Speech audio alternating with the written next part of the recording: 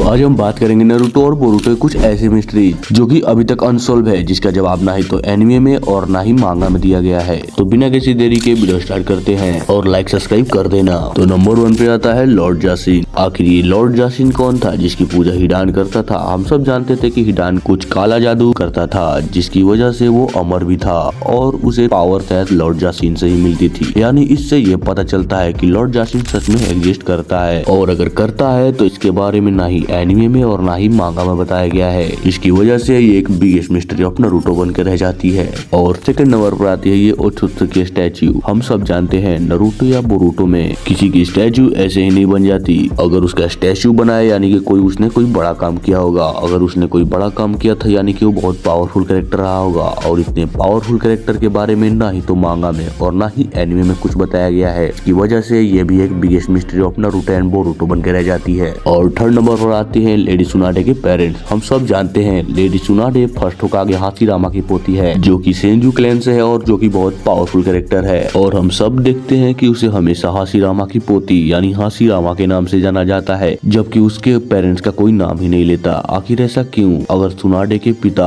Hashirama के बेटे थे, मतलब वो भी सेंजू क्लैन के थे। और हम सब जानते हैं नारुतो में हाशिरामा सेल कितना पावरफुल है, और वो तो डायरेक्ट हाशिरामा के बेटे थे, यानी कि वो बहुत पावरफुल कैरेक्टर थे। और इतने पावरफुल कैरेक्टर के बारे में ना ही तो मांगा में और ना ही एनिमे में कुछ बताया गया है, जिसकी वजह से ये भी एक मिस्ट्री बनकर रह जाती है। और नंबर 4 पे आता है हाशिरामा की डेथ। आखिर हम सब जानते हैं हाशिरामा सेंजू, जिसे गॉड ऑफ शिनोबी भी कहा जाता है, जिससे घोस्ट ऑफ उचिहा भी नहीं हरा सकता था। तो फिर आखिर उसे किसने मारा? और इस पे कितने सारे फैन थ्योरी है जो कि कहते हैं कि हाशिरामा की डेथ नेचुरल थी। लेकिन हम सब जानते हैं निंजा वॉर में जब ओरोचिमारू ने जब सभी होकागे को रिएनिमेट किया, तो उस सभी होकागे अपने उसी एज में रिएनिमेट होते हैं जिस एज में वो मरे थे। हिरुजिन अपने ओल्ड एज में ही रिएनिमेट होता है, जिसकी वजह से ये पता चलता है कि हाशिरामा अपनी जवानी में ही मर गया था। लेकिन वो कैसे मर सकता है? और इसके बारे में भी ना ही मांगा में और ना ही एनिमे में कुछ बताया गया है, जिसकी वजह से ये भी एक बिगेस्ट मिस्ट्री बन के रह जाती है। और अभी के लिए बस इतना ही। जल्द ही मिलेगा पार्ट 2 के साथ। तब तक के लिए वीडियो को लाइक और चैनल को सब्सक्राइब करना मत भूलना, और कमेंट में बताना इस मिस्ट्री के बारे में तुम्हारा क्या ख्याल है। तब तक के लिए मिलते हैं अगली वीडियो में।